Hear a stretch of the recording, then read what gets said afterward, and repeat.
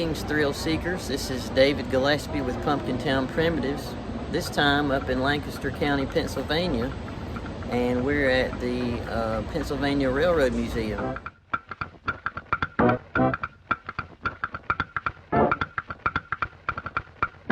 And this place has more train cars under one roof, I think, than I have ever seen. If you like railroads and railroad history, stay tuned.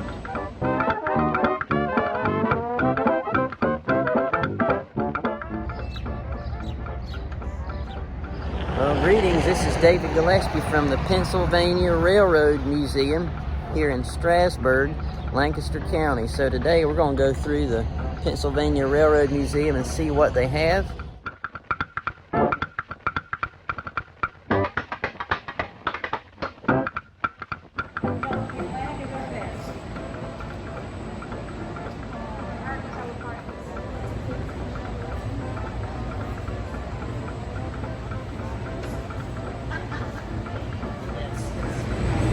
The John Stevens, this is a replica steam locomotive from 1825, the very beginnings of railroading as we know it today, from what I read.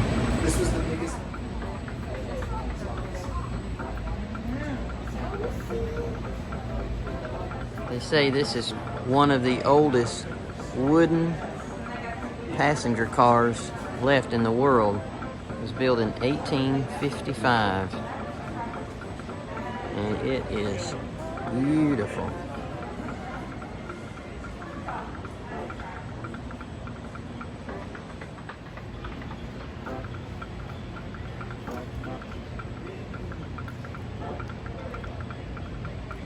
There it is in 1939. It was built in 1855 and retired in 1909.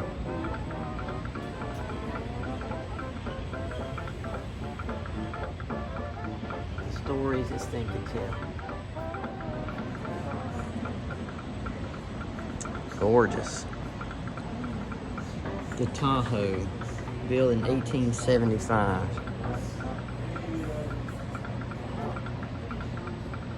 There it is. 1875. Top.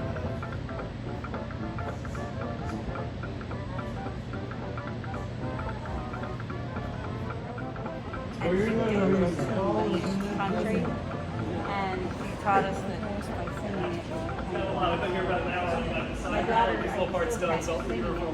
it. Yeah, right.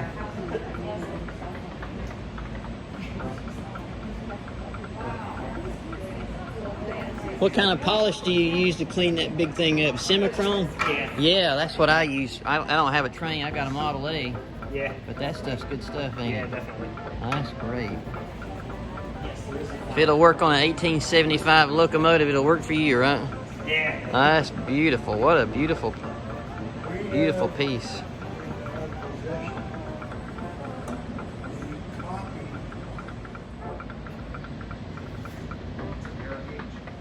Just beautiful. Okay, so here is the second oldest railroad car in America, North America, from 1836. It's the beginning of the passenger car. Number 3 is what it's called. 1836. It's probably the oldest piece here in the museum.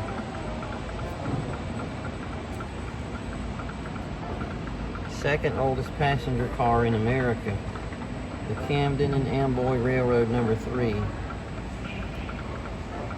There's a picture of it from 1948, pulled by the John Bull, which is the replica locomotive in the front there. Built in 1836, retired in 1865. So this train car was retired before most of these other pieces were ever made. So if this car could tell a story, it would have a great story to tell. 1836. So if you like this type of content, please consider subscribing and giving us a like and a thumbs up. And we'll continue on our tour here. The railroad wheel has a lip or flange that hugs the inside edge of the rail. A lot of weight. So this one, built in 1888, is the oldest surviving Pennsylvania locomotive, number 1187. It is massive, and it's a work of art, as they all are.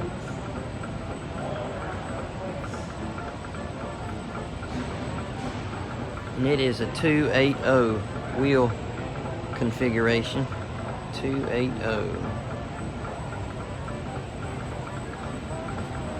And a beautiful dairy wagon, Kruger Dairy, since 1919. And then this U.S. mail wagon from 1916, Quarryville, Pennsylvania, right here in Lancaster County. Here's a beautiful period picture of crews working at the roundhouse, or the engine house, it says, where they did the maintenance and repairs. Blacksmiths, machinists, boiler makers. It doesn't have a date on this, but judging by the clothing, I'd say late 18, early 1900s. Just to get an idea of the scope of this place. There's a walkway up above.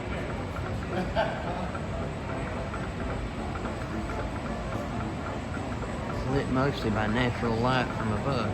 It's a great idea.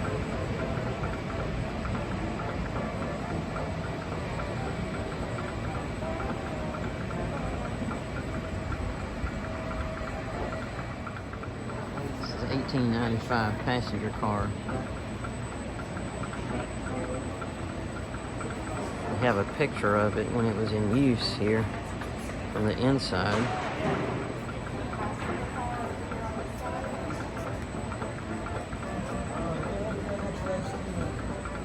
Back in the day where everything was beautiful.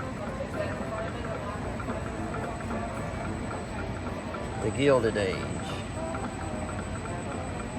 1895 and retired in 1939. Here with my father-in-law today, and he's pushing him on the wheelchair. John's father was on the Boston and Maine Railroad. This is a replica of the John Bull, built in 1944. It is a work of art.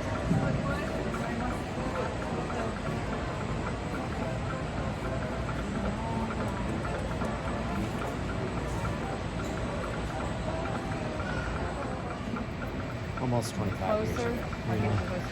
It's the original John. So this John Bull locomotive is a replica built in 1944, but it is a replica of a locomotive from the 1830s. So you're talking the early days of railroading is right in front of you in 3 dimension. The John Bull. And they said they still run it about 25 years ago, and it would still run. It's just very expensive to operate and to maintain. But it is coupled to, right now, a piece owned by the Smithsonian, the passenger car from 1836.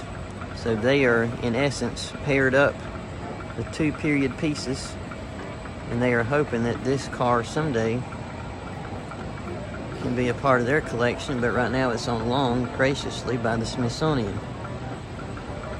And what a piece it is. So this is the oldest locomotive known to have operated in Pennsylvania, the 1187. And we're going to go down under it and see what it looks like from beneath.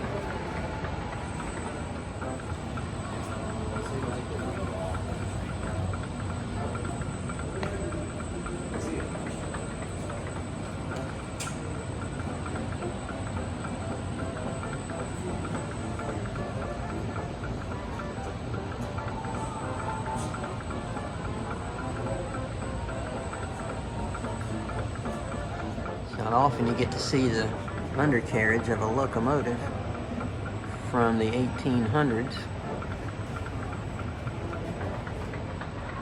I would assume. It's hard to see an undercarriage of any automobile, let alone a train car, and a locomotive at that.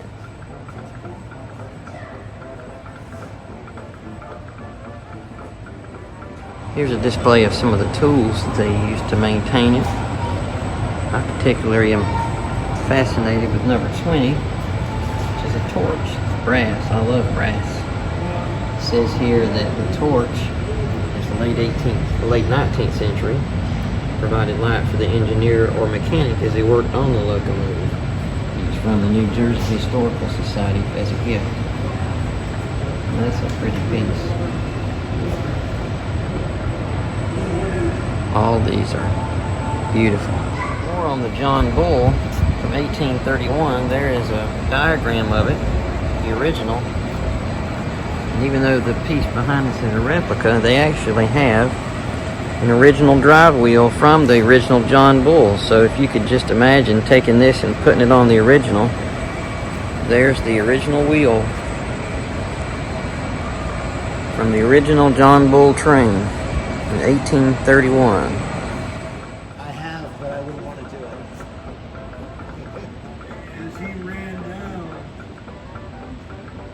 This alley is darker and not lit by natural light, so I'm assuming that that means they want to protect the paint a little bit more. Some of these pieces here. It's really pretty. You feel like you're in the Old West at times back in this area.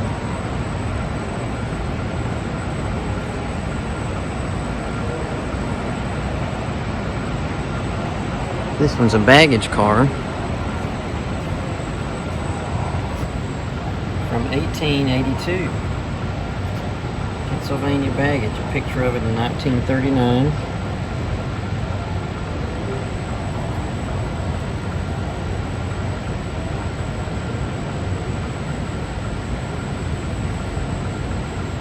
Baggage cars were usually grouped at the head end of the train, right behind the locomotive for safety and security and ease of unloading, it says. Here's an example of some of the types of baggage and luggage and trunks that have been brought up to the train. These are beautiful, aren't they? They have stickers on them still. French line.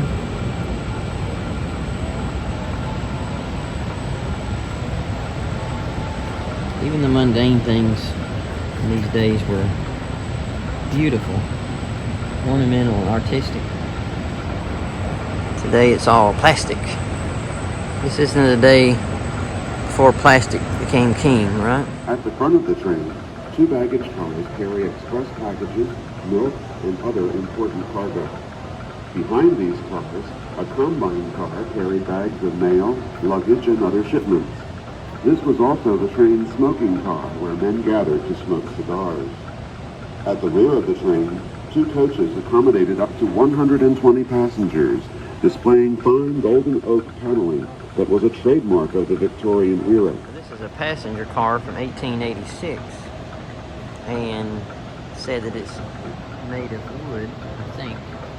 It said that that was dangerous because they were more likely to break up in a crash and cause the hot stoves to boil over and to explode out, fall out. So it's neat because you can get up here and see from this platform the inside of this car from 1886. Look at that.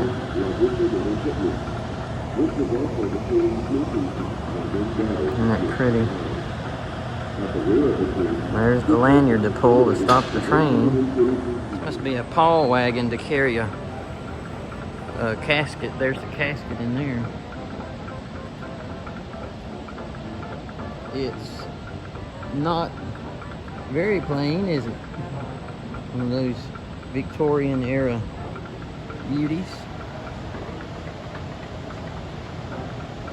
Here's the 1886, I think, passenger car. You could just see Bat Masterson up in there back in the Old West. Piece of history there. guys must have AC to do it. That's amazing. So the bottom one is Z scale. The bottom is the smallest that's commercially available. They do have variations. They So even this is train layout of Legos. What the kids like. Look at that, and it's The adults like. several layers. There are Easter eggs throughout this. For the Here's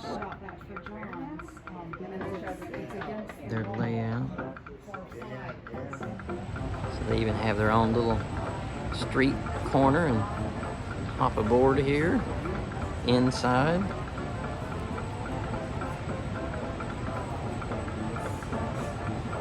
Could just step right into the 1890s here.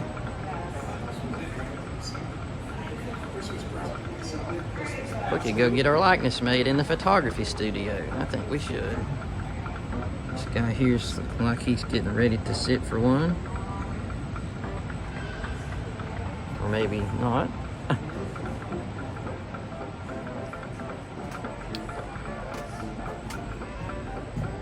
There we go. Got some local interest here, the Buffalo. Got a little bar there. Found Mr. President rehearsing the St. Valentine's Day Massacre. Please let's not do this. No mannequins. That's just me.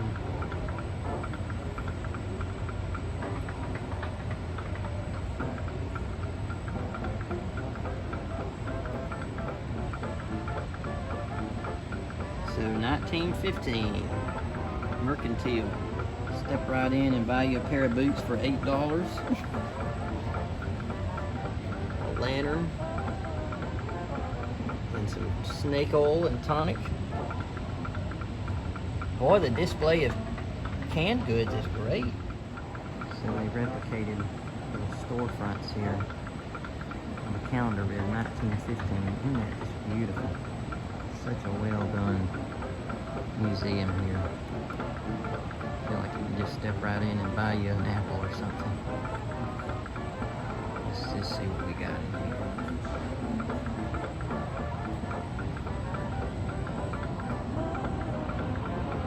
Not pretty. There we go. I'll get you a bowler hat. Waistcoat. Really? Seriously? Needs rewiring in, huh? I just had to rewire my Model 8. Okay. You know how many cylinders it is? Wow. Is it one of the V8? Yeah, there it is. There's a V8. Yeah, let's see this wiring job here. See the collection of tape. Oh, yeah. You know, it looks better than the Model 8. It looks better than my Model 8 when I bought mine. That actually looks pretty good, considering.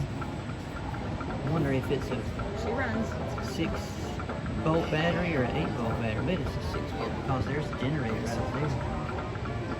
Still the old 6-volt. Yeah. Isn't that neat? It's a big engine in it for 1934. Tough to kill it. We'd like to thank the Pennsylvania Railroad Museum. Please like, share, and subscribe. And thank you for watching.